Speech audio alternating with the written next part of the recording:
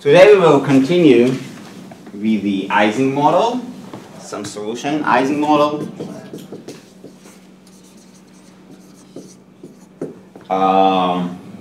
Phase transitions.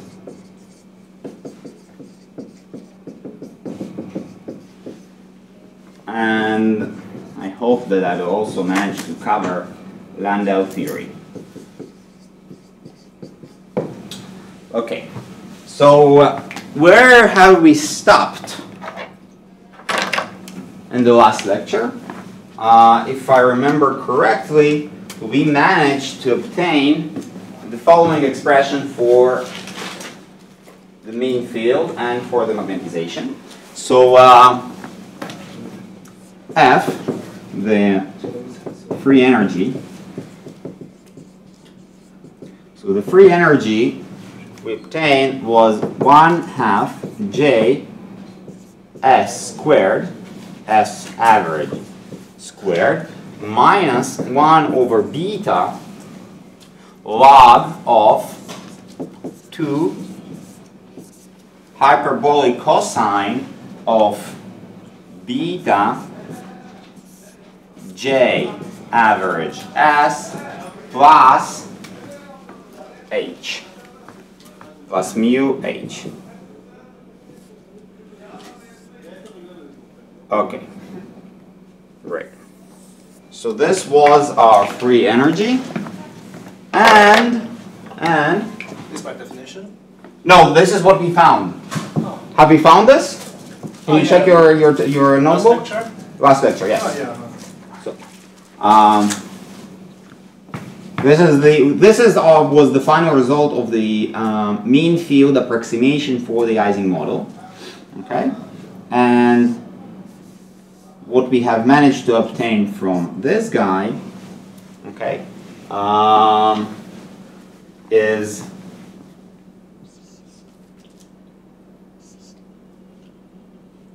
that S, okay, S was equal to hyperbolic tangents of beta J S plus mu H. Okay, how we obtain this guy? Well, we seeked for the minima of the free energy. Why we looked for the minima of the free energy? Or basically because the steady state or the equilibrium is defined as the state of the system when the free energy is at its minimum. Okay.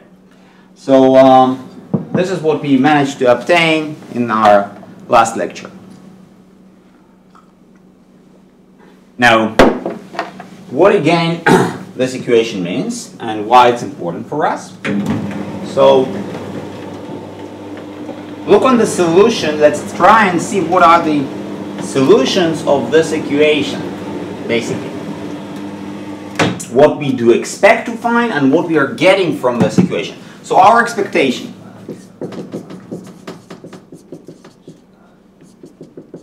Meaning what we know that happens in reality for ferromagnetic material.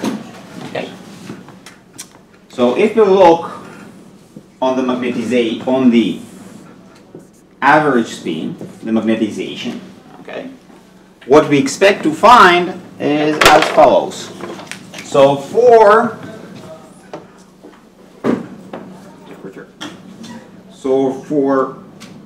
high enough temperatures, basically larger than the critical temperature, Curie temperature, we expect the average magnetization and the average spin is totally zero. So it's a paramagnetic material. Okay.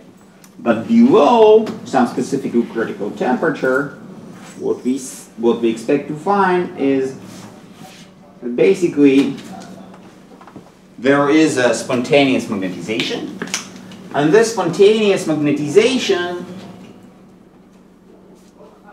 breaks the symmetry of the system. The symmetry of the system is average S equals 0. And it can appear that we will have either positive spin or negative average spin, and all of this is for H equals 0. Okay, so without any external field. Now, what we want to do is to actually take this equation over here and to see if we actually getting the predicted behavior. Okay, so we're working in the limit of h equals 0, and we are solving the equation of average s equals tangent hyperbolic tangents of beta j average s. Okay, so there is no explicit solution for s from this equation. S equals a hyperbolic tangents, it's a transcendental equation. We don't know what the solution is. But what we can do is to actually see, do we get the paramagnetic or we get the ferromagnetic behavior? Okay. So let's look on two different situations of our system. Okay. So the first one is, let's plot our hyperbolic tangents of beta j and average s as a function of s. So what we see? We see, and I will plot it for beta j is more than 1. What is beta j and why I'm plotting in this fashion? It looks like this. It looks like this, but beta j, if we take the derivative of our hyperbolic tangents, beta j is exactly the derivative or the slope of this function when s is going to 0. Right? You have to take the derivative of hyperbolic tangents, approximate then when s is getting to 0, and what you will get that the slope over here, just the slope, is exactly beta j. Okay. Right. Now, so if this is the case, you can also plot on top of the same graph, we plot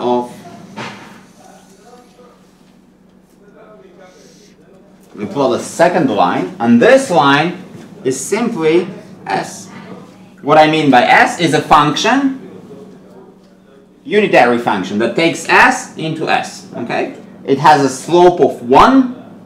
Okay, it has a slope of 1, and it looks like this. So when the solution of s equals hyperbolic tangents of beta j s occurs. So when the solution occurs, when this graph crosses, the black graph crosses the purple graph. Right? So each crossing point is exactly the solution of s equals tangents, hyperbolic tangents of beta js. Okay? Now what we see, if the slope of the hyperbolic tangents is less than 1, where at 0, there is only one solution, s equals 0. Okay? So we'll get for this situation only one solution of this equation, and this is that the average s is equal to 0. Where actually we are? We're in this region. The average s is equal to 0, so there is no total magnetization or no net magnetization for spin because there is only one solution. This is a solution that the average s is equal to 0. On the other hand, we can do the same trick for the case when beta j is greater than 1. Okay. So we again plot our hyperbolic tangents, beta j s.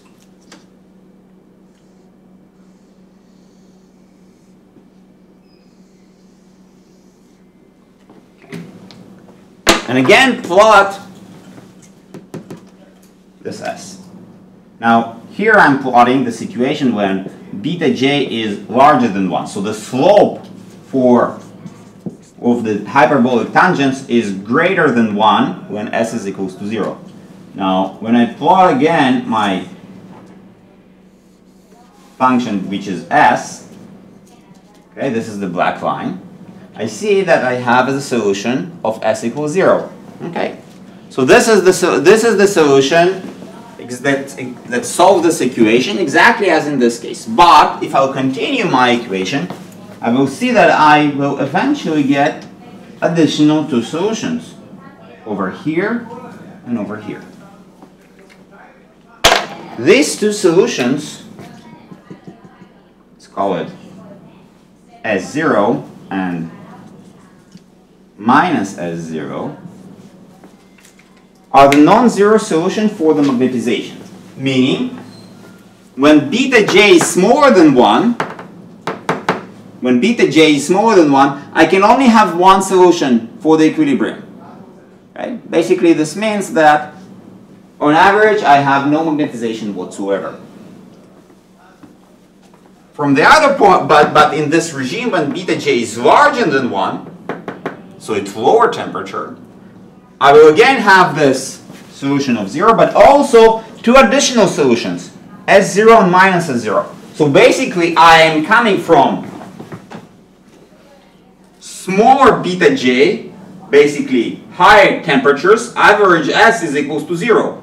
I'm decreasing my temperature, and I'm getting into this regime where the temperature crosses some critical value, and when it crosses this critical value, I'll get two solutions. Okay? One is plus S0, the other one is minus S0. Okay?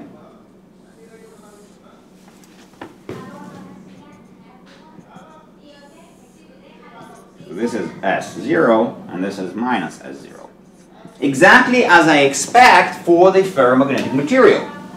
So, in this mean field approximation, basically when I approximated this, my free energy, in this fashion, I obtained the solution for the average spin. What I got is that I eventually have two solutions, and I have a transition between the paramagnetic to ferromagnetic behavior. Okay? As a function of the solution of this transcendental equation. See? Now you might ask me, well, Stas, you're not exactly right. Why? Because this equation of average S equals hyperbolic tangents you obtained from this relation. You were seeking for a minima, okay, for a minima of the free energy, but this equation does not actually tell you that what you will get is a minima. It's a point that it can be a minima, a maxima, and maybe something else.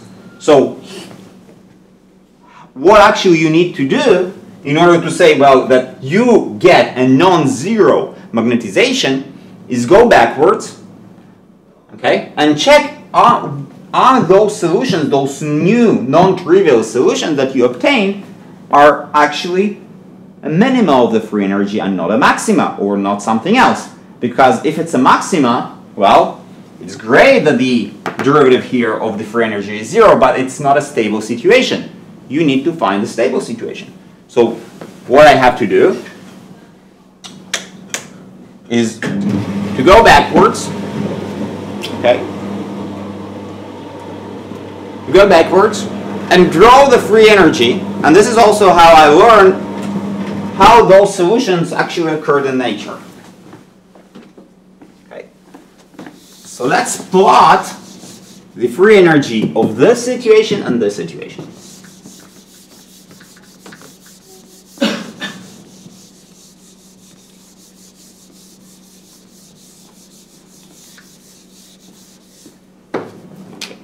So what we have here? So here, beta j is greater than 1, meaning j divided by k Boltzmann T greater than 1. I'm sorry, smaller than 1. Smaller than 1. And T is greater than j divided by k Boltzmann. So when I plot the free energy,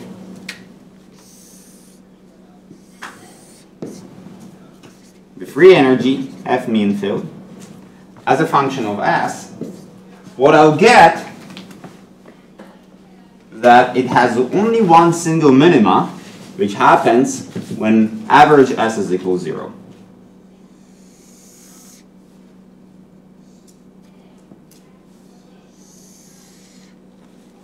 Okay. So again, this solution of average S equals 0, it appears for the minima of the free energy, and this is the stable situation. This is why we have a paramagnetic behavior. We can have some fluctuations around this solution. So here S equals 0. We can have some fluctuations. The magnetization can fluctuate a little bit, okay? But in total, on average, this is the solution, and we have no net magnetization in the system.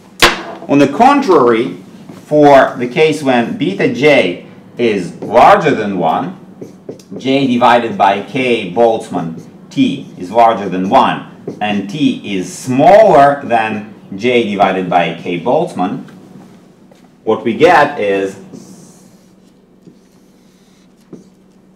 this is the free energy, mental free energy, this is S, and what we will see if we plot our free energy, we'll get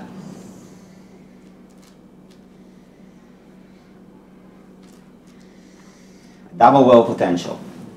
This would be minus S0 average. This would be S0 average, and this is 0. So you see our solution that we have a non-zero magnetization, it appears for two minima of the free energy. So those behaviors are the behaviors of the system in equilibrium. Those behaviors in equilibrium. And this solution now, when S average equals to 0, is actually a maxima. So what we obtain is a transition from when the stable position, when the equilibrium state was the state when the average S was 0, to a state when the average S equals 0 is no more an equilibrium situation. It's actually a non-stable state, and the system will prefer to be either here or either there. Right? Now, so this is the plot, this is the bifurcation point at T equals Tc. The critical temperature, you see, here T is smaller than J divided by K Boltzmann. Here, the temperature is greater than J divided by K Boltzmann, and we can understand that the critical temperature for this model, okay, is J divided by K Boltzmann. This is what you get. So hooray, hooray, we found, for this Ising model, using this mean field approximation, we found the ferromagnetic transition, the transition from paramagnetic to ferromagnetic behavior. We managed to find this critical temperature. We now understand actually what is going on, how this transition, here at least, how it appears. It appears on the level, on the free energy. Okay, so what happens on the free energy level? We have a transition from a function that have one minima at a center, and exactly,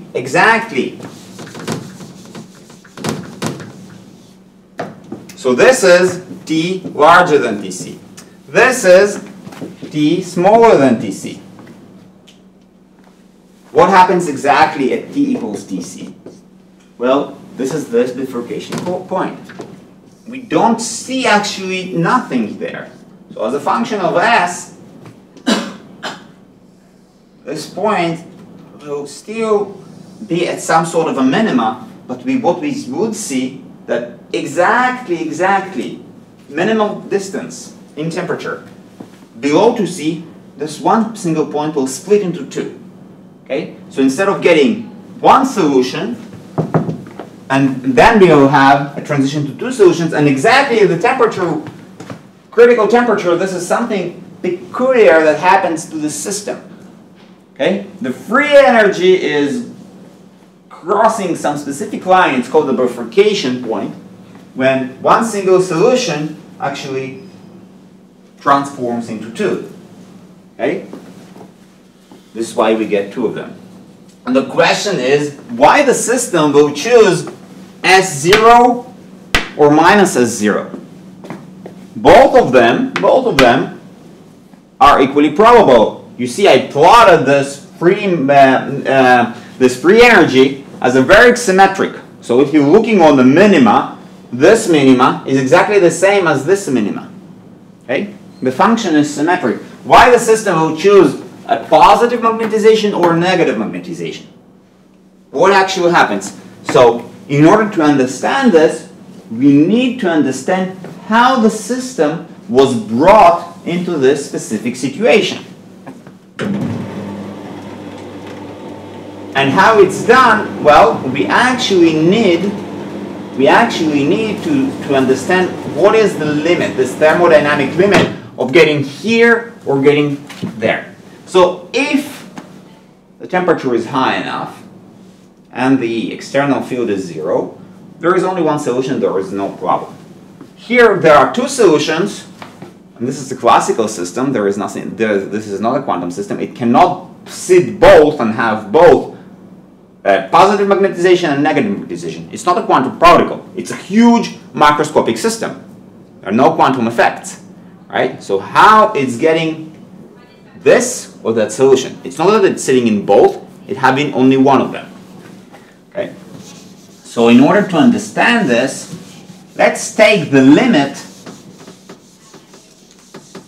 of H going to 0. So if V below the critical temperature, okay, and our external field, external magnetic field, is positive, what will happen then?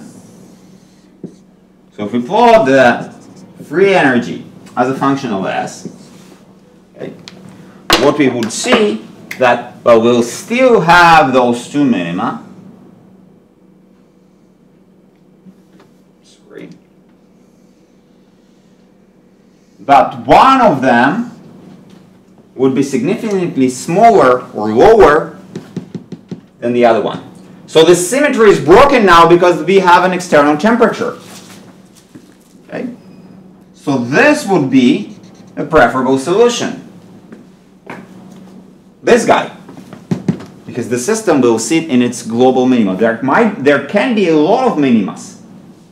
But eventually the system will find the lowest minima possible and will sit there. This is what thermodynamics tells us about the free energy. Okay? So there is only one state. There is only one state when H is greater than 0. The same happens when H is smaller than 0. That T lower than Tc. H is smaller than 0. Okay? Exactly the opposite will occur. Okay. If we plot the F mean field as a function of S, okay, what we will see is that we'll have a global minima over here. And the preferable situation is this one. Okay? So when the external field is either positive or negative, we only have one solution. Okay? So in order to understand this situation, we can tell ourselves, well, now what one should do is to start the system at a specific situation when the external field is non-zero and take the limit of the 0 external field. Okay. What's going on then? So those minima, this minima will rise up, everything will shift a little bit to the left as we are taking H to 0, and eventually we'll reach this situation. Exactly the opposite will happen in this situation. We're taking the external field to 0, this minima will get down, this minima will get up, and eventually everything will become symmetric. Okay? So for any non-zero external field, there is only one preferable solution, either positive or negative. And it's only in the limit of the external field that goes to zero that becomes symmetric. Now, for any situation that the external field is still non-zero, so the system is either here or either here. Now, in order to cross from this position into this position, or from this position into this position, the system has to go over this barrier, right? It has to get some fluctuations, and according to this fluctuation, those fluctuations will drive it from one minima into the other minima. Okay, from one minima to the other minima, right? But it always prefers to sit here. It always prefers to sit here because of the preference. The preference is due to the external field. Now, in order to cross this level, it have to gain some energy, some fluctuations from its surroundings. Some other spins should flip up or down, and eventually the whole system will flip somewhere else. But this says only for one single spin, right? So one single spin can flip, okay? But the whole system, in order to get from this situation to this situation, in order to cross this boundary, so this is the difference, this difference over here, or this difference over here, this is the energetic barrier. Now, this energetic barrier for one single spin doesn't look like much, okay? It can actually flip from one part to another. But if you look on the whole system, this barrier is actually multiplied by what? Remember, this is F mean field of S is actually F mean field divided by N. It's actually per spin. If you look on the free energy of the whole system, we have to take this barrier, small, this is not a very big barrier, and multiply it by the number of spins that are there. This barrier becomes huge. In order to flip the whole system around from one situation to another, the crossover is enormous. The energy that's needed in order to take all those magnets and take them and flip them around is the crossing of an energetic barrier, which is huge because the number of the spin is huge. So what I'm trying to tell you is there is a question how we reach this limit. And the thing is that if we start from with a non-zero external field and take the number of spins to be a very large number, the system effectively cannot switch its states. One single spin, if it has no surroundings, can flip around. But in order for the whole system to switch its states, it has to take all the spins together. Now, this takes huge amount of energy, free energy. And it can never happen as long as the total number of spins is huge. So, if I'll first take the number of spins to infinity, and only afterwards take the external field to zero, I know that the system will have only one solution. Because it came either from here, or either from there, and it will never cross to the other state. Because I first took the thermodynamic limit. What is a thermodynamic limit? I made my system, I started from one single spin, or small amount of spins, and then made my system huge. Afterwards, taking the limit of the external field to zero doesn't matter much, because I'm already sitting in only one solution, and I can never cross to the other one. So this is a very interesting example of, so we have a limit. The limit is big system, zero external field. And there is a question how we are actually reaching the limit. Okay? So either in usual sense, what we should make the system first big, and only then take the external field to 0. Then we know for sure in what is the right solution. Minus negative magnetization or positive magnetization. If we first take H to 0, right, and only afterwards we are taking the number of spins to infinity, we don't really know, because the system can choose up solution or down solution. Okay? There is no preference. But the other way around, we get only one single solution. So there is a very big important how you take this limit, how you take this thermodynamic limit. It's very, very important. Now, this specific transition that I showed you here is an example of a second order transition. Why second order? Well, for low temperatures, for high temperatures, there is only one state. For low temperatures, there are two states. Exactly at the solution, those two states merge into one single state. Okay? Merge into one single state. So if you remember, we already spoke about first order and second order phase transitions.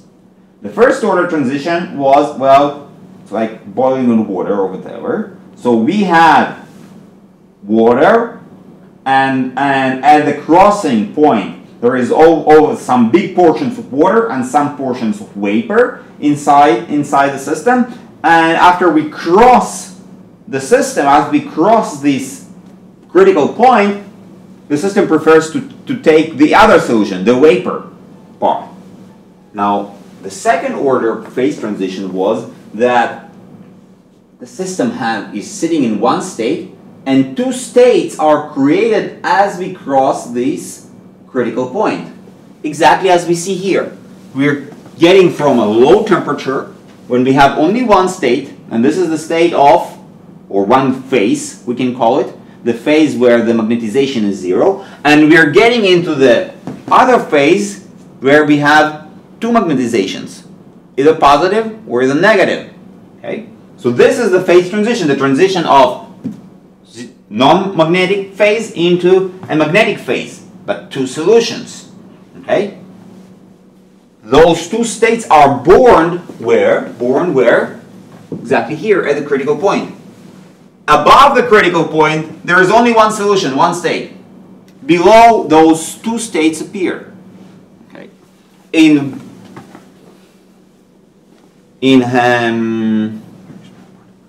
a first order transition, this is slightly different, because what we believe in the first order,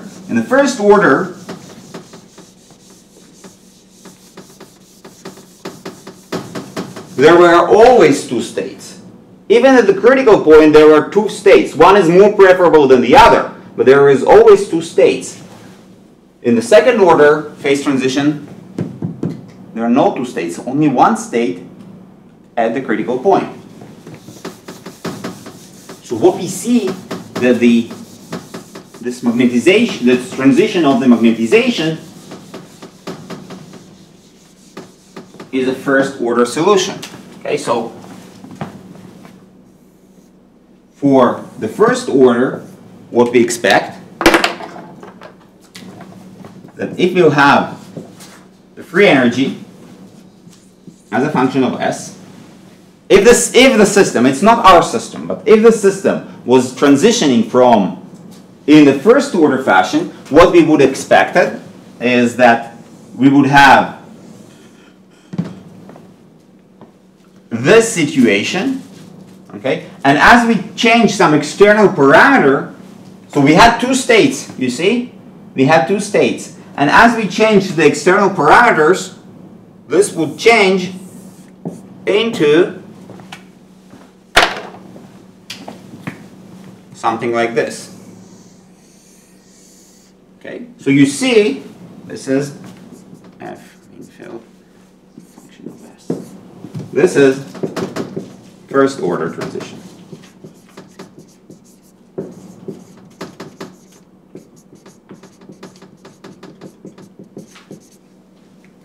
Why it's first order? So the division of the first order, you have a preferable state below the temperature, the critical point, but you have two states, and this state, and then afterwards you have additional or another preferred state. Okay? So there were two states below and above the critical point. For the second order transition, what you have is those two states are exactly the same below or at the critical point itself. So if I remind you the situation, how we have defined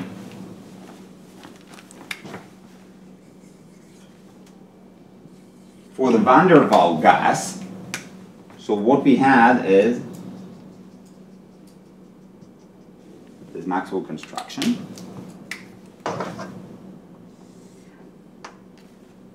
Okay, and we had the P as a function of the density. As we increase the density, P was jumping, this is a gaseous state, and there was a jump in the liquid state. Okay, and we call those transitions first order transition. So there was P exactly the same, and there was a jump, some specific jump, in what? In the density of the material. This is what we would have seen for the van der Waals. Okay. Now, exactly at the critical point, there was only one critical point. There was no jump whatsoever between the gaseous state and the liquid state. Okay? Above this critical point, there was no transition whatsoever. Okay? We cannot actually really say what is gas and what is water. So here we had first order phase transitions. Exactly here, this was T equals Tc.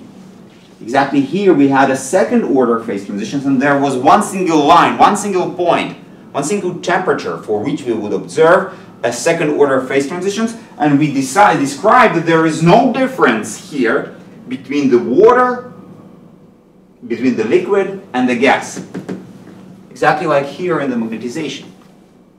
There is no difference between the state with two magnetizations that is actually born there and the state with zero magnetization. It's exactly the same state. So the ferromagnetic and paramagnetic behaviors are sitting exactly in the same position for the critical temperature. Exactly like here. Right? Exactly like here. The liquid and the gas are exactly the same here, the critical temperature. The transition from this point to this point, right? We never had it exactly because it's not true, because there was a jump, right? And you remember the Maxwell constructions, etc., etc., etc. But what actually happens to the free energy? It had two solutions. One, the solution which appears to be a gas, the other solution that appears to be a liquid. So there was a maxima, global minima for the gaseous solutions. As we change the temperature, the pressure, or whatever, this behavior changed into this behavior. So instead of having a preference for the gaseous state, we have a preference for the liquid state. Okay? And there was a jump. The system is jumping from sitting here to sitting there. Right. First order. Second order solution, the system is sitting over here. And it's not performing any jump as we crossing the point, because there are no other two preference states. Right? There are only one state. What happens exactly at the critical point that the state is splitting. The system is not jumping from one minima to another. The system is basically, there are no two minimas, there are still one minima. So it's not, does not really have to choose at the critical point. It's still in the same state. It's not that we have water or liquid. We have some sort of a mixture. Magnetization and non-magnetization. Here we have big bubbles of vapor and some drops, small drops of liquid. Here we have big, huge drops of liquid and small bubbles of vapor. Okay? This is not what happens here. It's not that we have big domains, so here big domains of magnetization 0, and here we have big domains with magnetization non-zero. Exactly at the critical point, there are no huge domains. There are no huge domains. There is something else that appears there. So, in order to summarize, when we have in the free energy a transition that is splitting one minima into two minima, we call it a second order. Why? Because at the critical point exactly, there are no two states. Not one single preferred state and we are crossing to another preferred state. No, there was only one single state and it was split into two. At the first order transition, there are two states, there are exactly two states, and we're choosing one of them. Below the critical temperature, we can always choose one. Above the critical temperature, we can always choose the other one. Exactly at the critical temperature, the system is jumping from one preferable state to another one. Okay? So this is the difference. First order, always two states, sometimes three, we'll see differences, and the system is jumping from one to another. Second order, one single state that is splitting, one single state that is splitting into two. So if you remember, no jump whatsoever in the parameter. Now here the parameter was what? The density. The density is jumping. In our case, what is not jumping is the magnetization, but it's only when the external field, magnetic field, is zero. Now, what those two plots are actually look like. So here we can say, let's work, this plot is the plot that I will have, and we have already plotted them, that if t is smaller than tc, and h is smaller than 0. This plot is what? T is again smaller than tc, and h is greater than 0. So what we understand now, alright, so we have a second order transition for the magnetization. We're getting from paramagnetic to ferromagnetic, but it was as a function of a temperature. But what happens as a function of the external field? As a function of the external field, okay, what we see is that we have two states. Below the critical temperature, we have two states. One negative magnetization, one positive magnetization. The negative magnetization is preferable because the external field is negative. Now, we're changing our external field. Instead of changing the temperature, as we did before, we're changing only the external field. What happens? The system jumps from one state into another state, but there are still two states. It's just one is more preferable than the other. So what we understand that the transition of the ferromagnetic material as a function of the external field is a first order transition. The transition from magnetization without any external field is a second order, but the transition as a function of the external field is a first order transition. How do we see this? So instead of pressure versus density, we can plot what? The magnetization as a function of the external field.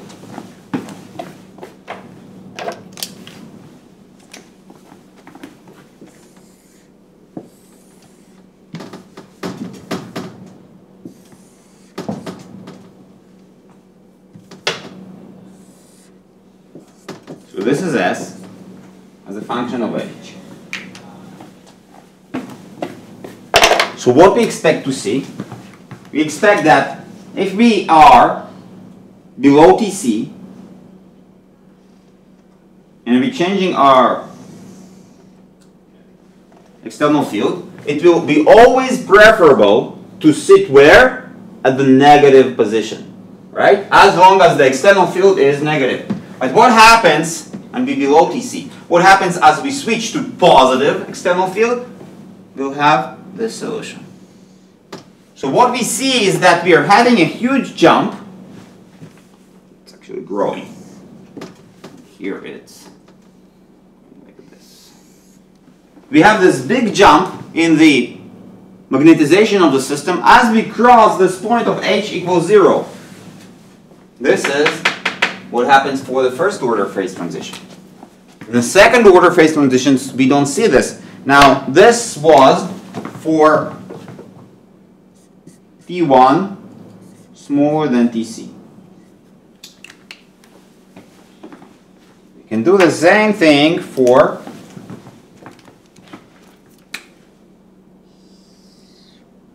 T2, which is larger than T1 but smaller than Tc. And we'll see that this jump will become smaller, right? We had a huge jump, and now we have a smaller jump. Okay. Exactly at Tc, what will happen exactly at Tc? We won't have a jump at all. The system will cross through 0.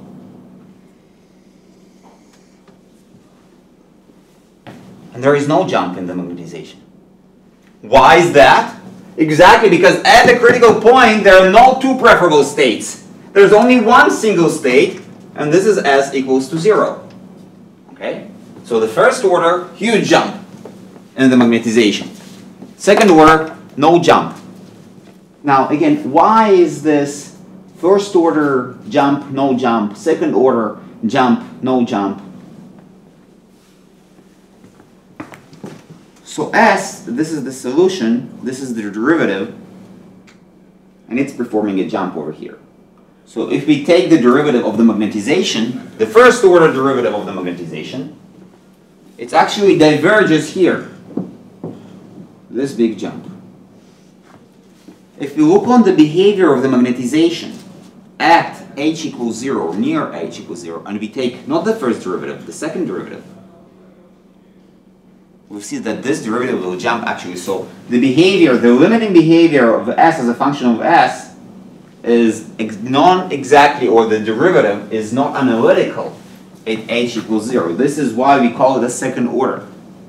This non-analyticity will be obtained on the level of the derivatives of S as a function of H here. So S is not performing any jumps, but the derivative of S will perform a jump at H equals 0. But if you look on this as a function of the temperature, this is, I will plot, this is T equals Tc. Okay. We don't see any jumps. Why? Again, no two preferable states. One single state that is actually splitting. And we always can choose one specific state. No crossing. Here, only one state.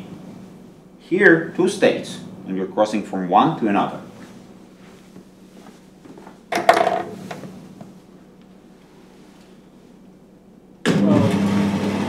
I want to ask when you're changing temperature. Well, is T second order transition, and well is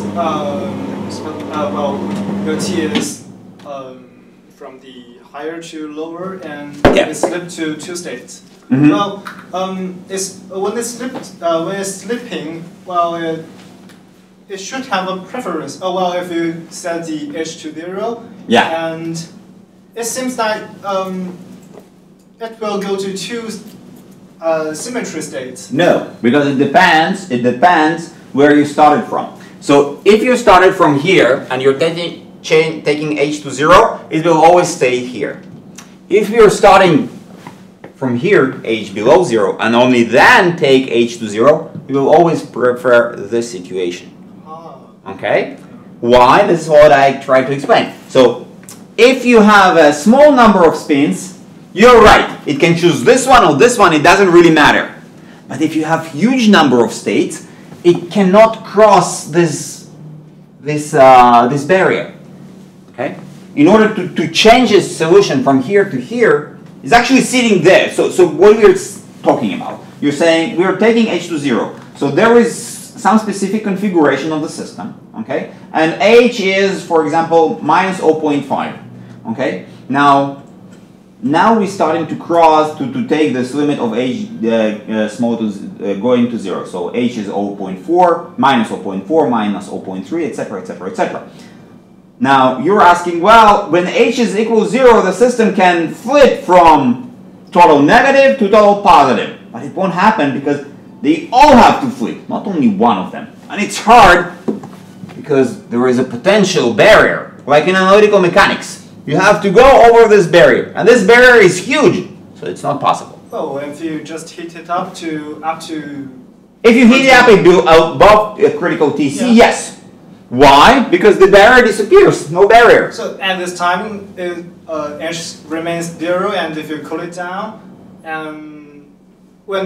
at this time you cool it down, well, it has no preference. Okay. Yes, you're right. So you're saying let's take the other limit. Let's start from H equals 0 and cool it down, yeah. Right? Okay.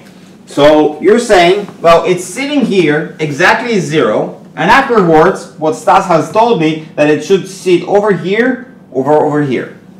So, again, ambiguity, what exactly state should I choose? And I don't have this external parameter of magnetic field. Now, here is a very interesting point. What I have told you about the system. So what I have told you is, if you look on the magnetization as a function of time. So let's look. This is time. This is magnetization. And we're here. So the temperature is high enough, okay? And we have no external field. What happens? It fluctuates a little bit, right? It's not sitting exactly at S equals 0. This is S, not average S. Okay? Real S. It has some small fluctuations. Okay? They're not big, they're small.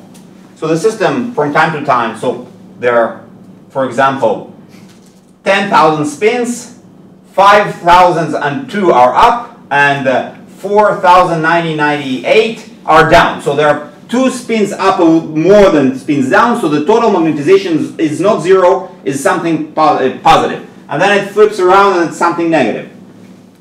The total magnetization is never 0. It fluctuates around 0. Okay? Then you're saying you're cooling it down. You know, where exactly I cooled it down? Where it was a little bit above 0 or a little bit below 0? If it was a little bit above 0, I will be stuck here.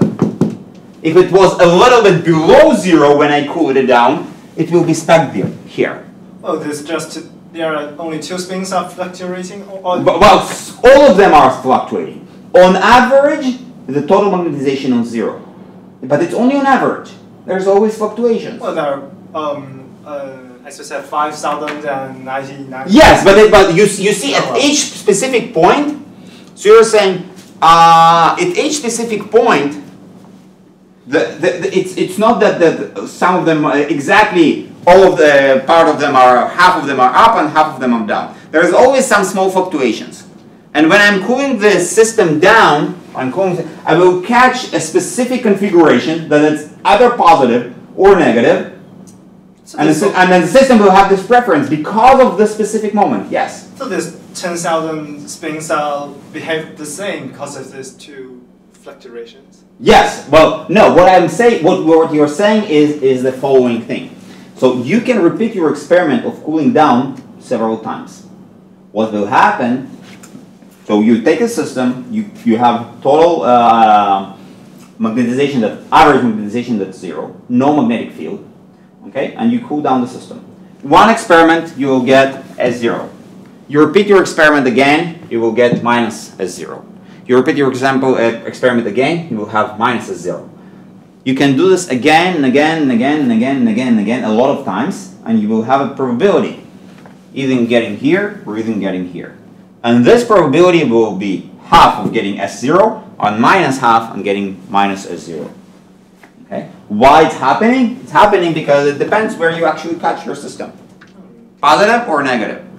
So now, but it's not a quantum problem, although you never know what is going to be the outcome. But why you do not know it? In quantum system is because the system intrinsically is have probabilities.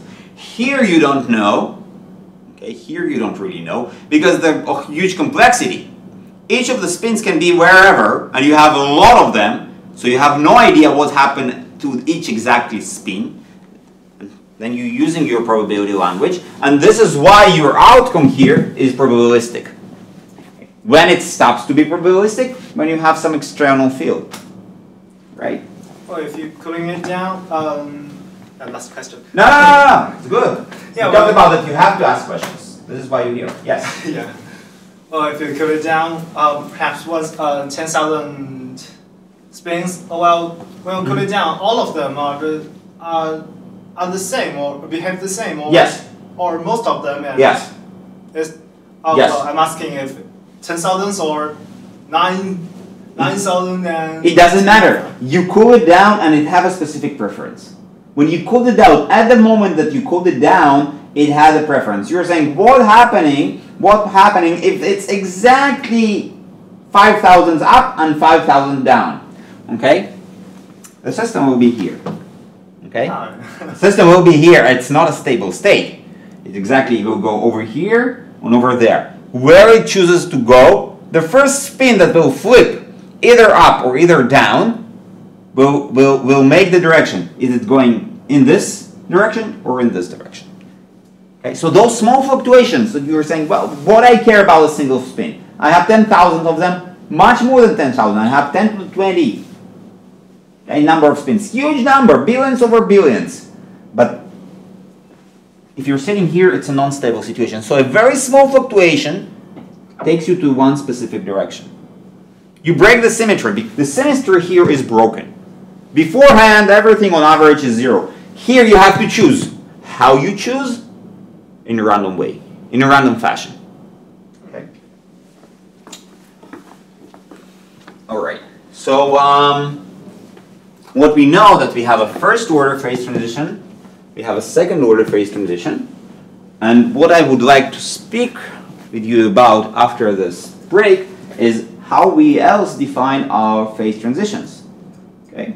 So what we have learned about the phase transitions before, that for the first order phase transitions there are bubbles, okay, on one materials, domains of one materials, and the domains of the other materials. In the second order transition there are no materials whatsoever. So what we are going to do is actually a little bit quantify these differences for the first order and the second order phase transition on the level of what happens to different spins. How can we quantify it? To start, explain a little bit more about those transitions between different phases, the phase transitions, but on a little bit more microscopical level. Okay.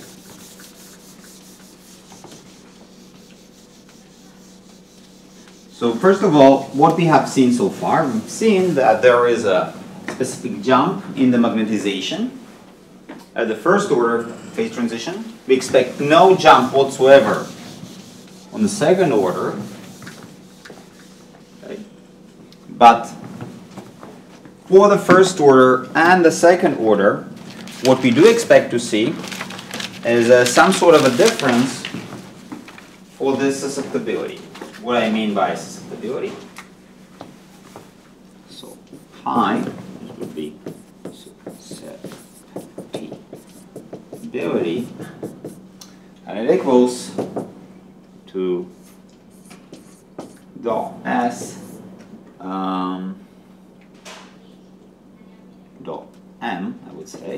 average magnetization, d beta h, when I'm keeping beta constant. What this quantity means is how the magnetization for constant temperature is changing as a function of the external field. Now, what we will see, or what we already see even from this plot over here, that average spin is jumping, meaning the average magnetization is also performing a big jump. There is no jump for the specific case of a critical temperature. Okay. Now, when it jumps, perform this jump for h equals 0.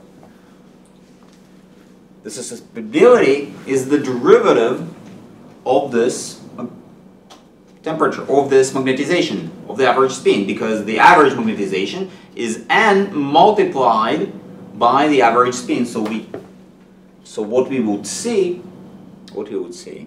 is that the average spin itself might jump or not, but the derivative, what we would see, will always jump. Why? Well, because the magnetization itself have a finite jump, then the susceptibility would diverge. The derivative is diverging at this point when h is going to 0. And what we would see, even for this critical point, when we have a second order phase transition, the susceptibility will also diverge. And I want to understand on the microscopical level why this divergence occurs, where it's actually coming from. So I understand that the magnetization is jumping. I understand this on the level on the free energy. But what happens to different spins? What kind of a picture happens microscopically?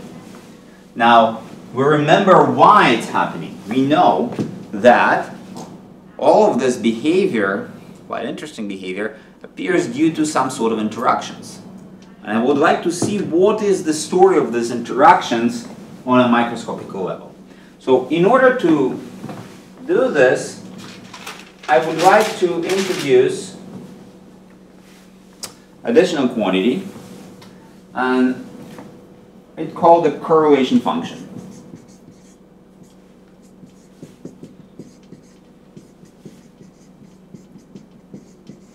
What is it? Excuse me, can you rewritten the susceptibility? The latter one, the formula. The formula? I can't say it. Ah, okay, so, yeah.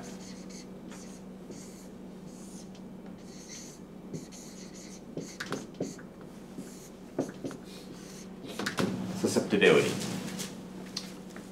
So the correlation function is, if we take one spin at position R, and we take another spin at position R prime, we can define something that will tell, are those two spins dependent on each other? Their behavior is statistically, they are correlated, they have some sort of a similar behavior, or they're completely behaving on their own. So how can I quantify if they have some mutual interactions and similar behavior, or they're completely independent? So this is the correlation function, and it's taking two spins. It depends on the position of the first spin, position of the second spin, and it equals to the average value. So we have two spins. One is up, the other one down, or the other one up, and the first one up, the second one down, etc., etc. So they're flipping around, and I'm taking the average of all the different positions of those spins minus the average of S of R multiplied by the average of SR prime. Why is this quantity important? So if the spins SR and SR prime are independent,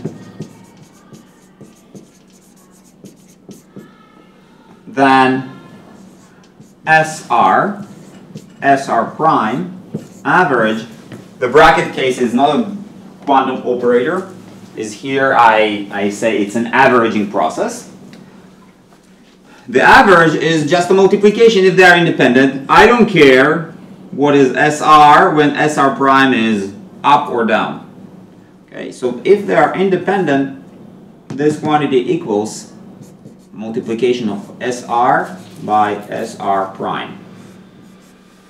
Okay, and what we obtain that CR R prime equals to S of R prime minus S of R prime equals 0. Okay. So for the case when the spins are independent, the correlation function tells us that it's 0. When there is some sort of a dependency between the two spins, okay, when they are both up, this guy is positive. When they are both down, this guy is also positive. So when there is some sort of a correlation, there's some sort of dependence between two different spins, due to fluctuations, due to interactions, don't really matter due to what, but there is dependence between the different position states of the spins, the correlation function is non-zero, it's greater than 0 for this case. Alright, what can I actually choose? I can actually say what is C1 R prime and sum over R primes. 1 R primes. So I'm saying that if the two particles are correlated, C1 is some specific number. If the two particles are not correlated, this number is 0. So this guy should go as what?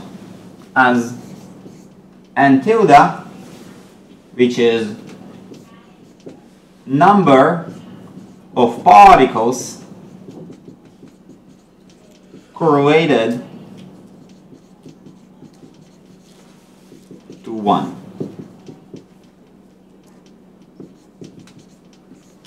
Okay.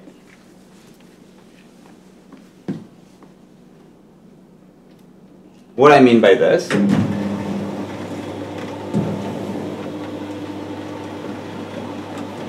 is that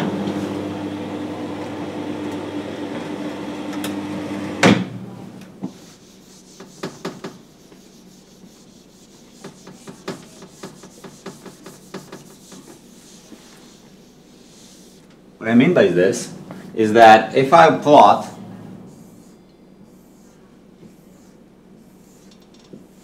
my specific lattice and I will have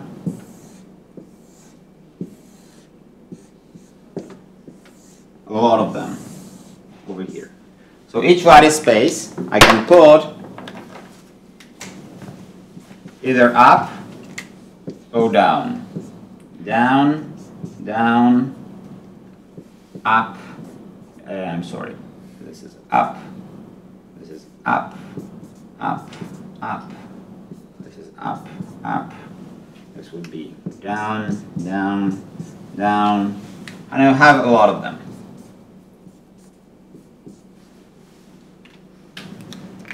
So the correlation, the summation of R prime C1 R prime is I'm taking a lot of particles, I'm summing over all different particles around here, and I'm checking, well, the behavior of this specific guy over here.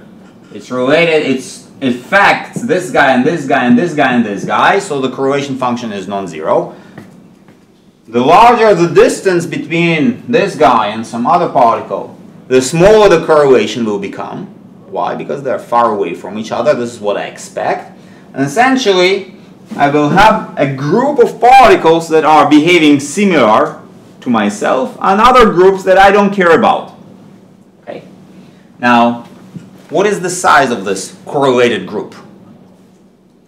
It can be very small. It can be, if there is absolutely no interactions, it would include only myself, okay, this spin. and the stronger the interactions are, this group of correlated particles will grow larger and larger and larger.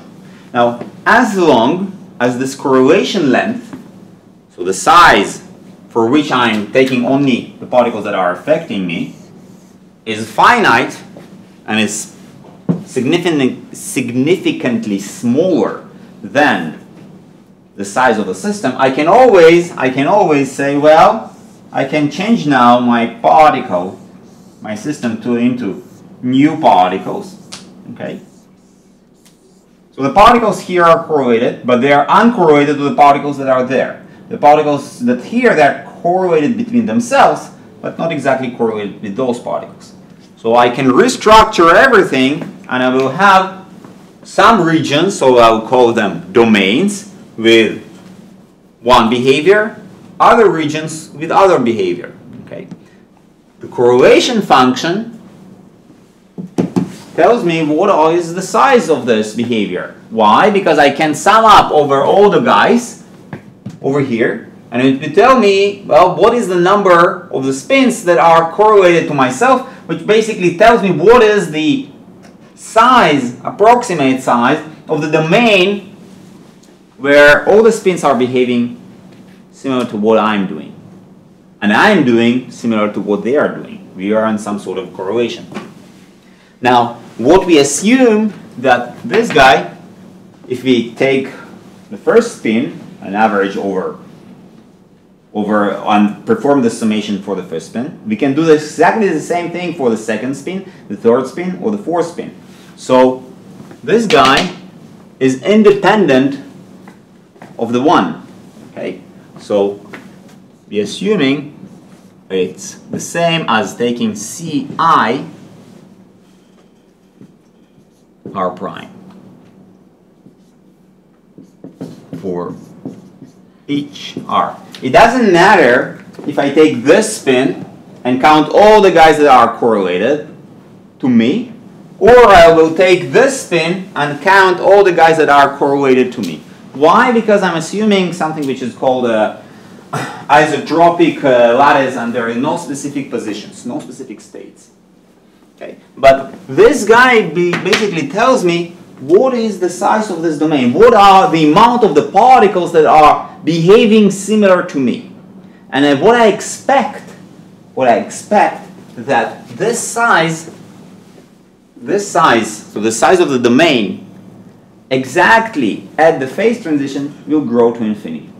And what I do expect that this jump for the susceptibility will depend on the behavior of the correlation function, that exactly at the phase transition, when this guy becomes infinite, okay, and it diverges, it will become because the number of particles that are correlated is also diverging. What I expect to find, either the whole space is behaving exactly in the same position, so I expect to find huge chunks of material that are all up or all down. Why? Because I expect, and this is what we will prove now mathematically, that at the phase transition, this correlation length and this number of particles correlated that are in correlation with each other grows to infinity, or grows to the size of the system. And this is what happens at phase transition. Phase transitions, all different particles, they're feeling each other. Although there might be not a direct interaction, but they are starting to feel each other, and they behave similarly. This spin is up, this spin is down. This flips down, this also flips down. It flips up, it flips up. So they will all be correlated and do something like this instead of doing something completely uncorrelated. Okay, so this is the story of correlation and non-correlation, and what we are going to see that this jump of susceptibility that we see, the derivative is diverging at h equals 0, is due to the growth of the particles that are in correlation with each other. Okay, so this is the microscopic story. This is how we should understand this. It's not that the system just here or there. What happens on microscopic level, particles are doing the same, exactly the same thing. How we can quantify it? Only by measuring correlations. Okay. So what I'm going to perform right now is to explicitly show how this guy has a susceptibility is actually behaving. So susceptibility, which is dependent on temperature, or I'm sorry, beta, and the external field, I will show that is exactly the average of delta m squared average. What is delta m squared average? So delta m is m minus average m. This is what we will show in a second. Okay. Now, what is delta m? M is a sum over all the spins in the system, all the r's, S of r, right? This is the average magnetization multiplied by mu. And what is the, this is the general magnetization. What is the average magnetization? Is minus mu, a sum of r, S, r, average. Okay. What we are going to show that the susceptibility is a average of this guy squared, and this is interesting. Why? Because if this is true, let's see what the susceptibility actually looks like. So the susceptibility, if this assumption is true, we will show that it's exactly true. Beta h is equals average over mu, a sum of r, S of r, minus mu, a sum of r, S of sum of average of S of r. Okay, all of this squared average. Okay. Now let's take this average, this square. So this is an average. The square, I will have a mu, sum of r, S of r, sum of r prime, S of r prime. Okay, this is the square of this guy, and mu should be squared. Okay, plus the average of this guy. So it's mu squared, a sum of r, S r, average, sum of r prime, average S r prime, average, minus 2, the multiplication of those guys over here. What is this multiplication? Is minus 2 mu squared, a sum of r, S r, a sum of r prime, average, S r prime. And we have an average over all of this. This means, well, we'll take the average of this guy, the average of this guy. So the average of this guy is the average of, we can take mu outside, mu squared, an average of a sum of r, S r, a sum of r prime, S r prime, average, plus a mu, an average of r, S r, sum of r, an average of S of r, prime, prime, average, average, minus 2 mu squared, sum of r, S of r, it's average, sum of r prime, average, S r prime, average, average. Okay.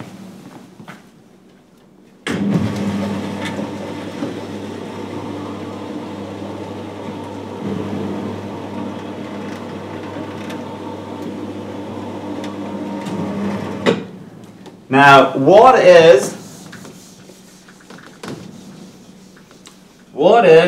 this average over here?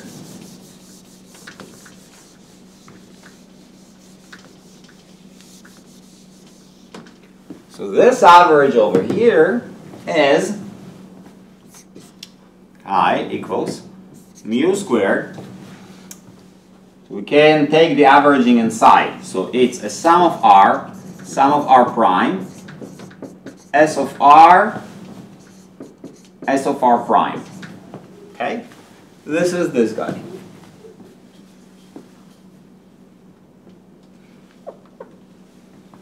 Now, what is this guy? This guy is plus mu squared, sum of r prime, and here I have an averaging of SR multiplied by SR prime. So it's simply SR average, SR prime average. Okay, because one of them is already an average, and I already averaged over it, so average multiplied by average doesn't really matter. So I only have this multiplication. Now, also I have minus 2 mu, and I have squared, I'm sorry. Here I have squared, and here also I have squared. Minus 2 mu squared. And here again the same story is the sum of r prime, s of r averaging, s of r prime averaging. Okay. Eventually, what I get is psi equals to mu squared, sum of r prime. Here I have the average of SR prime average, minus, so here I have plus SR prime, here I have minus 2 SR average, SR prime average, only left with one, SR average, SR prime average. That's it.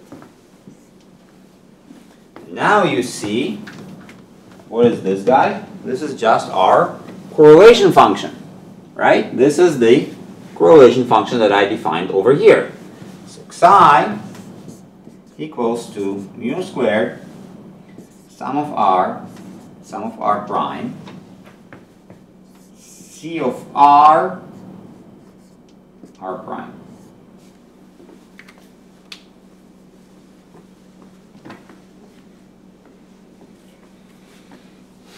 Now, since I'm assuming that the sum of r prime, c1 r prime, is the number of particles correlated to r equals 1, and it equals exactly to any other r, okay,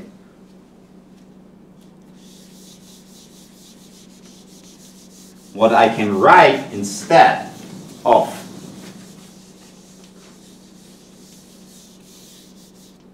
this guy, I can sum up over all the different psi's. So I have psi equals mu squared, sum of r,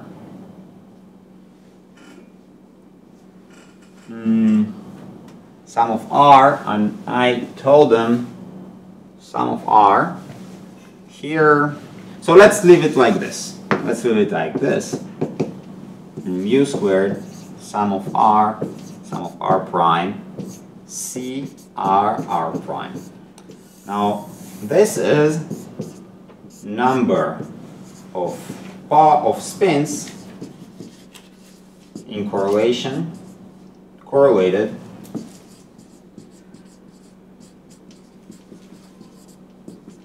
to r. So what we see is that the susceptibility is this function. It's just the sum of the number of different spins that are correlated to spin r. And we sum over all different r's. We know that this quantity diverges when h goes to 0, okay, below the critical temperature, and also at the critical temperature itself. Where this divergence is actually coming from? This divergence is actually coming from when this guy starts to diverge. How this sum can diverge? When the summands have as divergence. So either we're getting big chunks of materials that are now creating big domains in the material, and they're correlated to each other. Okay? Or we can say there are no materials whatsoever There are no materials whatsoever, no domains. What happens there? The correlation, it goes to zero, right? We can say the correlation is across the whole material, so there is a specific big state. But we can say, well, this guy, this spin and that spin, they're far away from each other, so they correlated, but they're not strongly correlated, because this function can go to zero, okay? It goes to zero, but it's not going to zero fast enough. So what happens, and what is this distinction between the first order transition and the second order transition? In the first order transition, the divergence is coming from the part that the number of correlated particles, the number of particles that are behaving like me is very large. Okay. So if I'm looking on the material, I will see big chunks of the material that have spin up and big chunks of the material that have spin down. There are big domains that are appearing on macroscopical level, not microscopical spins that are pointing up, but there are big chunks of the material, which are called domains, that have positive magnetization, and big portions of the material that have negative magnetization. Why? Because the correlation is very, very strong. Okay? This is why we have the divergence of the susceptibility, because the appearance of those big portions of magnetization. If you remember the story that I told you about first order and phase or first order transition for water or for liquid, what we have over there,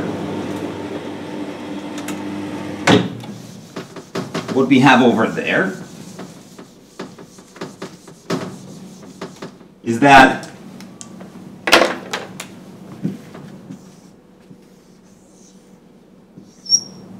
we have water, right? And bubbles of vapor inside the water. So the water was a big chunk of the material that was liquid. There are some specific macroscopical parts of the material that was vapor. This is what happened near the critical temperature. There were more and more bubbles of vapor inside the liquid state. There is some sort of a mixture, but macroscopical mixture near the critical point. Here it's a macroscopical mixture of domains that are pointing up and then domains that are pointing down. Why? Because the correlation is very strong. Exactly here, big domains of liquid that have a specific a specific density, and other domains that have lower density, right? And then those domains starts to mix, and there is a jump between big domains of this part to big domains of that part. Okay? It always depends on what are the domains that are winning. But there are two states, exactly two states, the vapor state and liquid state. The negative magnetization and the positive magnetization. Remember, the free energy, it had two states, and what was actually happening in the phase transition, one state was winning over the other state, right? So the correlation is very big, the correlation is very strong, but it depends. Below the transition, the negative magnetization domains are bigger. Above the transition, the positive magnetization domains are winning. Here, below the critical temperature, the liquid domains are winning. Above the critical temperature, the vapor domains are winning. There are always two states. This is the first order transition, and this is when the correlation is very, very strong. Now, but we know that the second order phase transition, there are no domains. The second order phase transition is everything is mixed. There is only one state. Okay, so if there is only one state and no domains, this guy is not really strong. This is not a number of particles that are correlating, not the number of particles that are behaving like me. So what is diverging then? What actually diverging is the correlation function is going to zero. This sum can diverge because everybody are correlated, or because it's some sort of a summation, or because it's not going to zero fast enough. So for the second order phase transition, the correlation function is going to zero. It is going to zero, but it's going to zero in a specific fashion as a parallel. Then I cannot say that I have domains of plus or down. And I cannot say that I have bubbles of water inside big liquid. I have a big mixture of everything. Okay? So for the magnetic material, what I will have is that I have still a lot of spins that are up. Okay? A lot of spins that are up. In between, I will have a lot of spins that are down. And I cannot build those domains. It's not that I have a big group of people, of spins here that are behaving exactly the same, as opposed to this situation. The same in liquid and water. Well, I cannot plot this, right? But what will happen, there is a big mixture of water and liquid. It's one single state. Right? This is the second order phase transition. There are no domains. There's only big mixture of everything together. And the correlation function is not giving me the number of the particles that are behaving like me, which is macroscopic as big. It's basically saying there is some correlation between this guy and that guy. Right? This correlation is small. It's not that they're completely independent. But there are small correlations. And when those correlations are decaying not fast enough, I can obtain this second order phase transition. I can obtain a creation of a very specific situation when everything is mixed, there are no domains, and all of the material looks to me as exactly the same thing. It's not that I'm saying, oh, here is water, here is vapor. Everything is mixed. And exactly above the critical transition, below the critical transition, I will have an immediate separation of the phases. This is very counterintuitive situation, okay? But it again appears on the level of the correlation function. Okay. Now, I still have to actually tell you how I got this definition of delta M. And instead of solving it for you right now, we'll upload the exact solution of why. So the thing that we have left to show for the susceptibility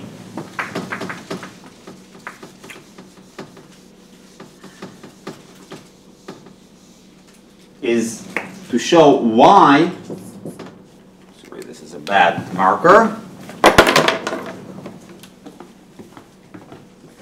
y sine beta h, which is equals of d to the d beta h of the average magnetization,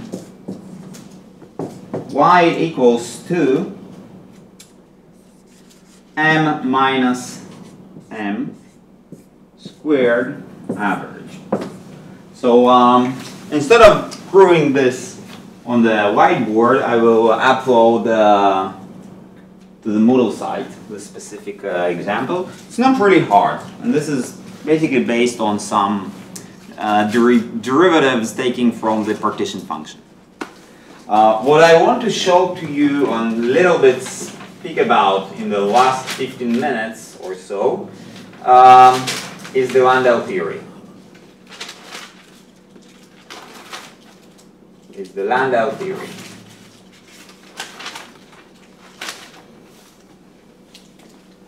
Okay. Now, Landau theory is an attempt to explain some of this behavior that happens near the phase transition, and especially near the second order phase transition. So we quite understand what's happening in the first order phase transition, right? There is some transition from order to disorder. domain, growth of the domains. In the second phase transition, we don't clearly see what is going on. We don't clearly see what is going on. Now, what we do know, and let's take the second order phase transition that you've already seen, is that the average S as a function of the temperature is doing something like this. Okay, this is DC. This is DC. Okay. So let's focus. One can say this is order-disorder transition. Why order-disorder? Here, S, let's call S average, order parameter.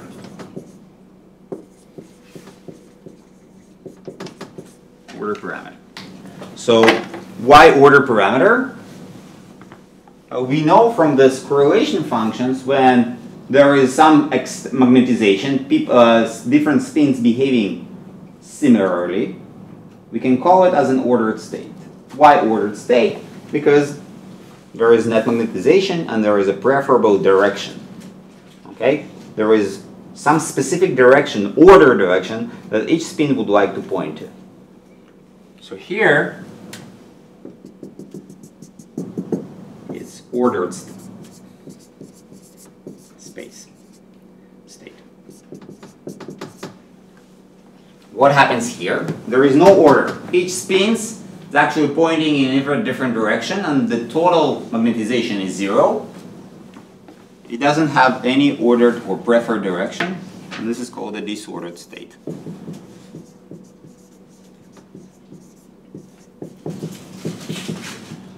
The second order phase transition that we've seen, that we observe over here, is the transition between ordered state to disordered state, or vice versa.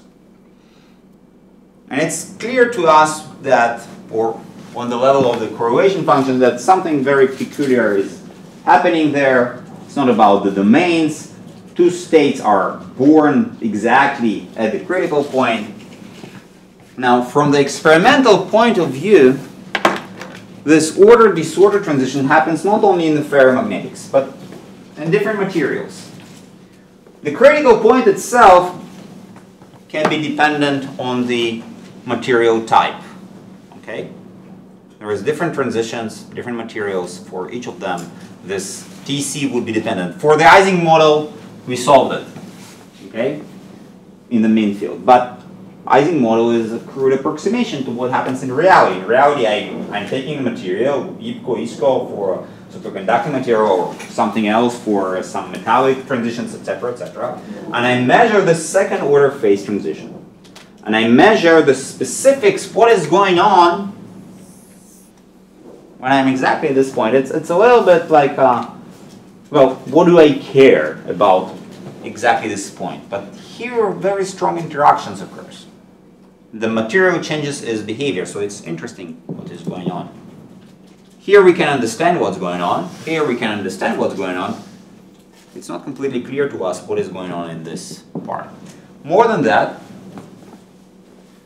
so for different materials, what we have observed, or in experiments was observed, is that there is a very similar behavior. For example, for the magnetization. So if we define T as T minus Tc divided by dc, okay? So it's called a reduced temperature.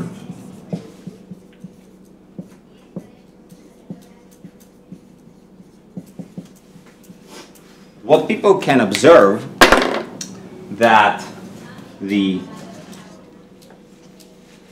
average magnetization behaves as minus T to the power of beta. So near the critical point, when the reduced temperature is going to 0, T is now is not time, is a reduced temperature. There is some power law behavior, power law decay of the magnetization towards zero. So if I plot this graph, I will say that this function over here, this is this magnetization, is behaving as some sort of a power law. Power law of what? Of the reduced temperature. Okay.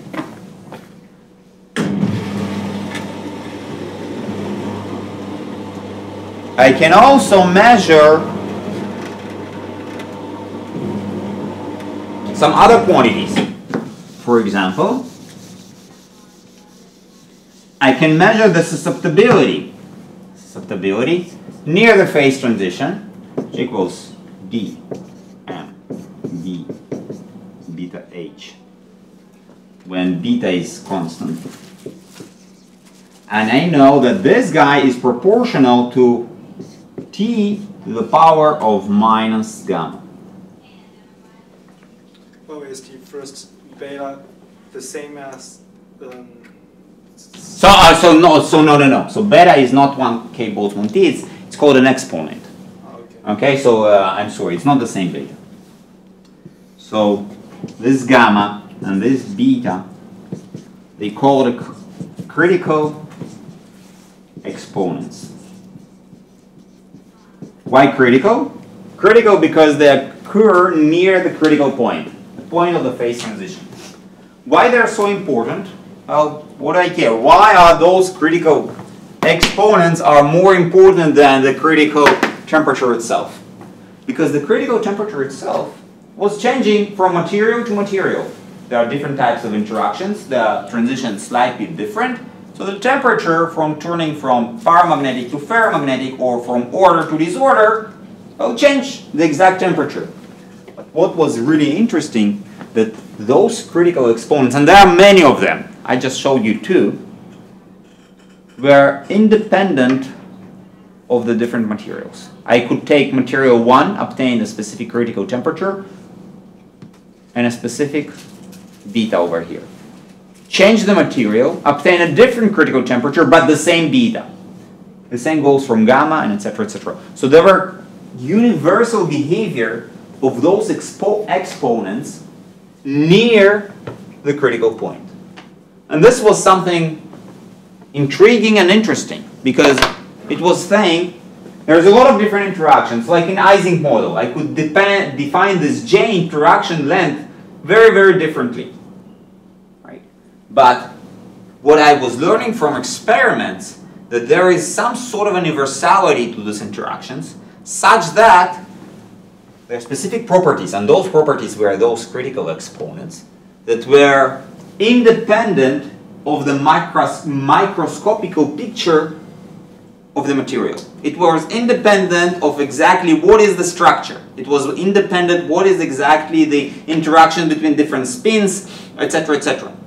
It was dependent on some geometrical and dimensional properties, but independent of microscopical picture itself. So it's not only for iron, nickel, and yes, also for copper? Yeah, for different materials, the beta was exactly the same.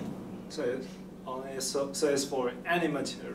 Well, it will depend if your material that you are looking on is one-dimensional, two-dimensional, or three-dimensional, but yes.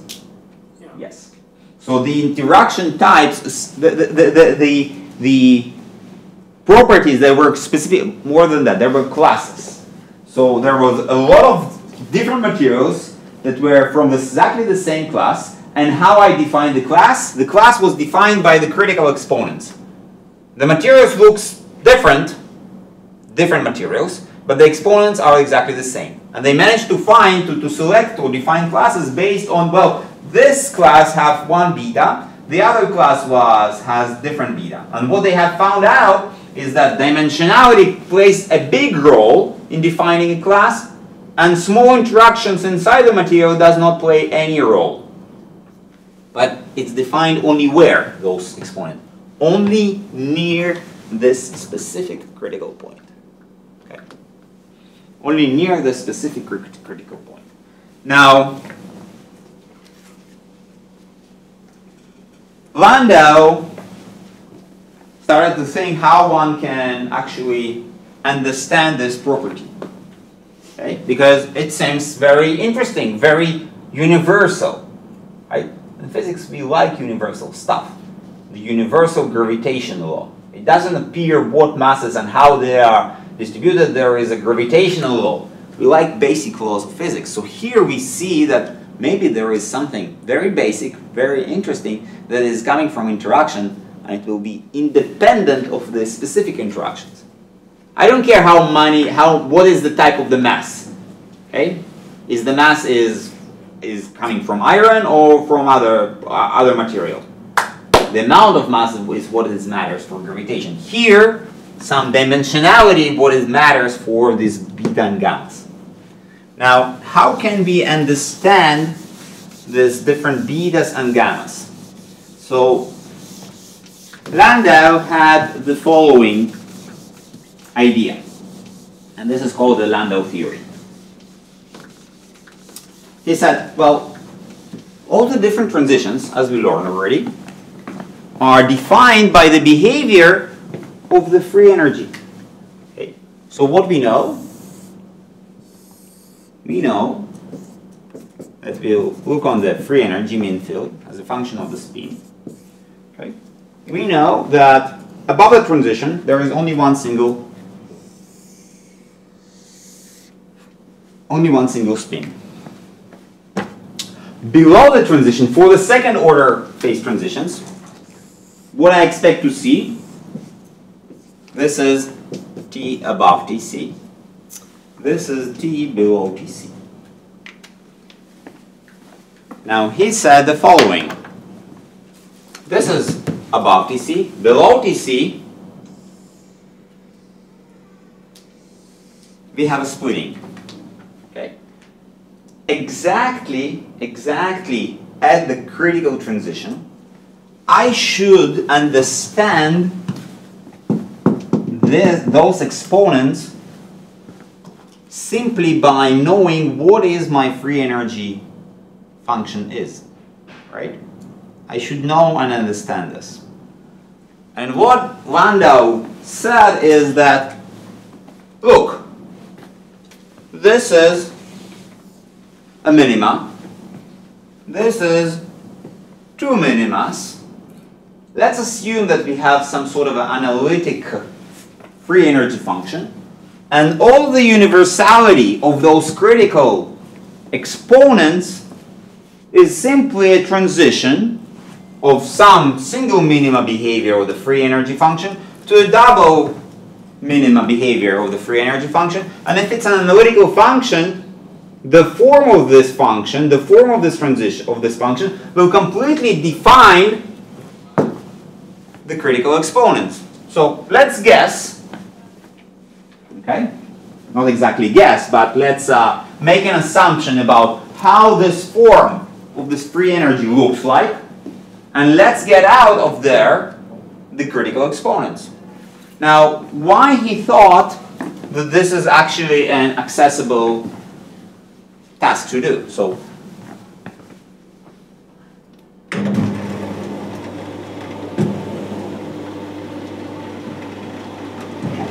if we take the Ising model, for example, okay? If we take the Ising model as an example, we can write, so for Ising model,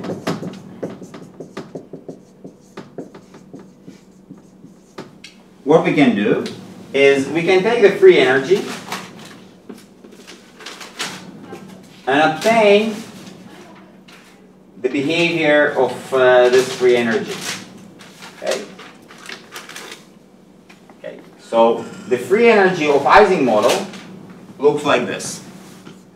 F mean field looks like 1/2 J S squared minus 1 over beta log of 2 hyperbolic cosine of beta J S plus mu H. We'll close here everything. Okay? So this is the great free energy everywhere for any S. The only thing that I care about is the behavior of this free energy, near T goes to Tc. What is Tc for the Ising model? J divided by K Boltzmann. Okay. So what we can do is, let's take this free energy and write it down in the vicinity of the temperature. So expand it as a function of T minus Tc. T minus Tc divided by Tc. I want to take this function, which is a function of S, the function of J, is a function of T, coming from this temperature beta, and I would like to write it down as a function of this reduced temperature. Okay?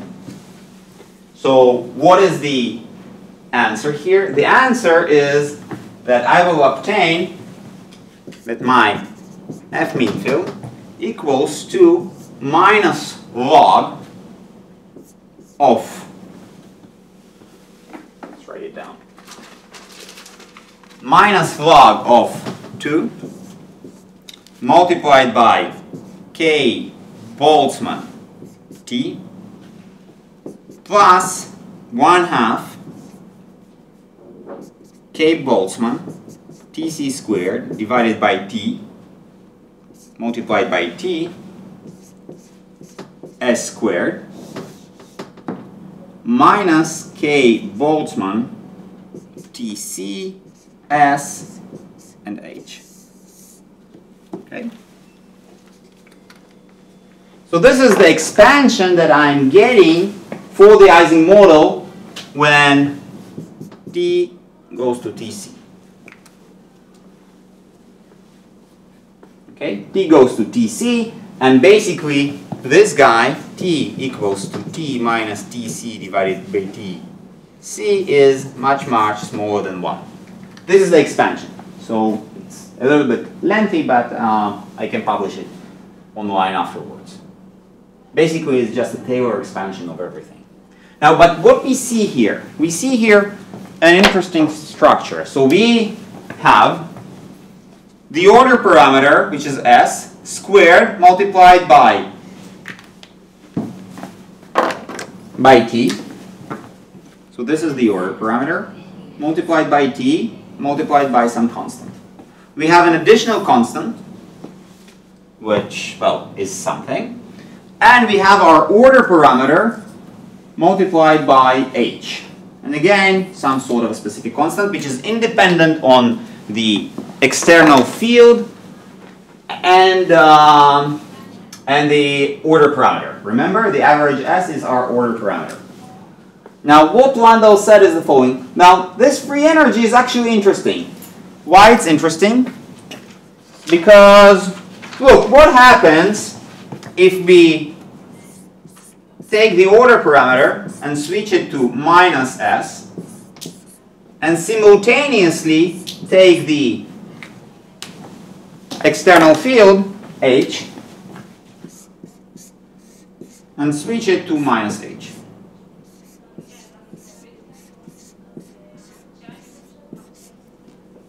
Nothing happens to the free energy, right? If you perform the substitution, okay, the free energy stays exactly the same. Why? This constant is independent of the S or H. This constant is S squared. And this constant is S multiplied by H. So S goes to minus S, H goes to minus H. Exactly, this form still stays the same. So the idea is that if we perform the switch from S to minus S and H to minus H, the system's described exactly by the same free energy, so nothing really happens. This is called the symmetry of the system. Why? Because if we take all the spins and we just flip them around, they are simultaneously flipping the external field, the system will look exactly the same to us. Okay? So there is the direction of the spin together with the direction of the external field. Now, Landau claimed the following. I can always write my free energy, which will look something like this, and the only thing that I should care about, that the symmetry of the system is preserved. So for the Ising model, the only symmetry that I have is S go to minus S and then H go to minus H. But I can take any system whatsoever, magnetic, non-magnetic, I don't really care, okay? I can write always the free energy in this fashion near the critical point. It's an analytical function. And the only thing that I should care about is that there is some specific symmetry that is preserved in the system. So what Landau claimed, and this is what is called Landau theory,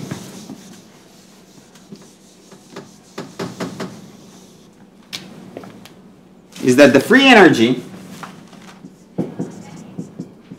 of S, and I don't really care if it's an Ising model or other Ising or some other model. There's different models, Potts model, etc., etc., etc. A lot of models for the ferromagnetic field can always be written in a form of A, some sort of a constant, plus B T S average squared.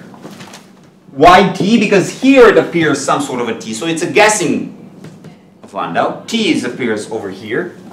B is some constant, does not depend on T. Y S squared, because I have a symmetry. I can flip my spin around while keep flipping everything else, and it should be exactly the same. Okay. Plus another constant, D H, again looking on average S. Okay. What is this average S? This is this term, H external field. This is S. I don't know what are those constants. I don't really care. Okay. And I can have also some additional terms. So for example, plus C and S to the fourth, plus etc., etc., etc. So all the terms that I will have in my free energy should have this symmetry of S goes to minus S, H go to minus H, and free energy goes to the free energy. Does not change. It's invariant under those transformations. And Landau said, well, you know this for a very simple Ising model. But I can assure you, or my theory suggests, that for any model, the free energy should be of this form, near the critical point. Why? Well, I'm guessing because A, it looks like this for the mean field for the Ising model. And for any other model, there should be the symmetry that should be preserved. And there is only one way to write it down. Well, actually, there are many ways, but Landau chose this way. Okay. Why he chose this way and what exactly he defined in this way, he said, well, it's like Taylor expansion. And in Taylor expansion, we should obtain exponents that are integer numbers, right? We could not obtain S to the 1/2 or averages. We don't really know. Landau guessed that the expansion of the free energy will have a very simple Taylor expansion of this form. This was his guessing. It's not always true, but this is what Landau guessed. Now, if Landau guess is correct, what will we have for the exponents?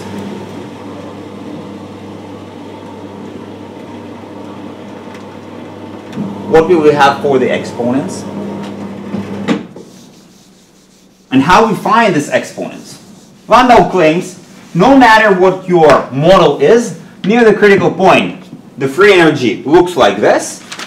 And then, okay, then you should obtain the following exponents. So how you're getting your exponents?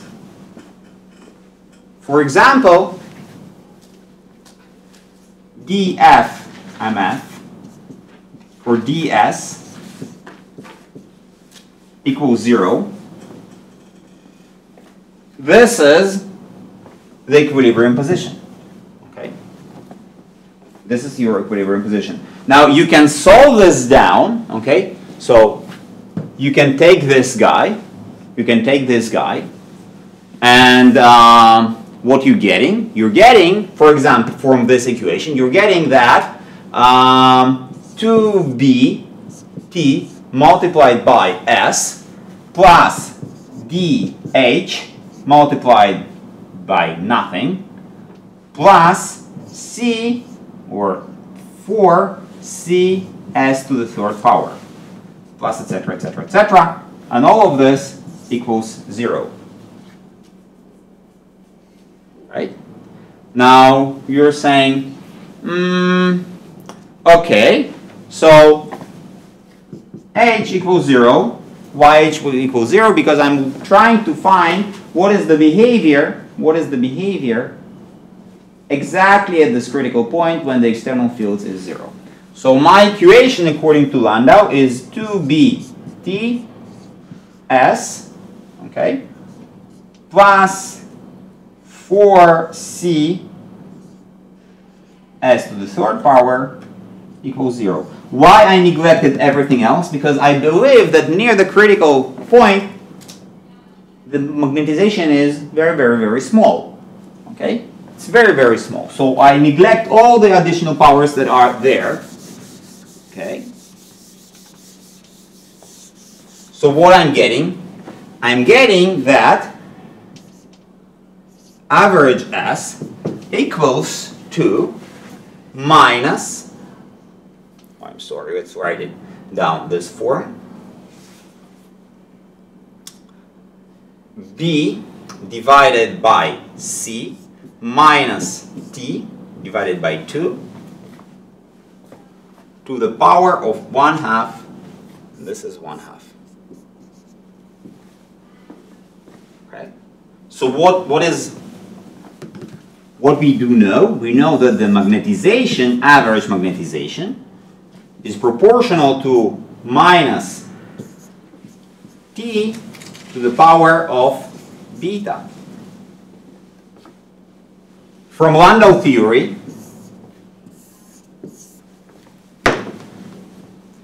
first of all, m is just the number of spins that we have multiplied by s.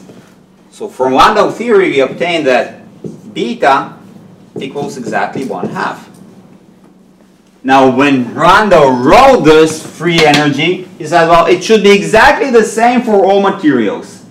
Why? Because, well, it's only near the critical point, and the symmetry must be preserved.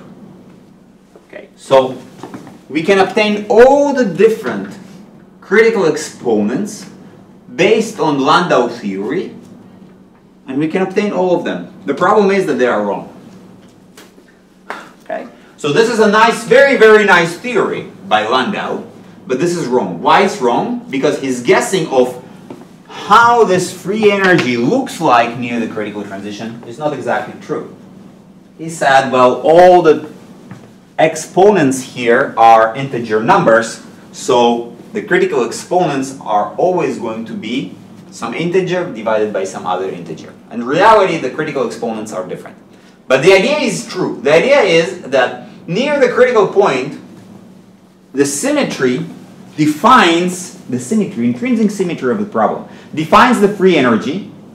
And if you know how to write the free energy, this will define what are your critical exponents.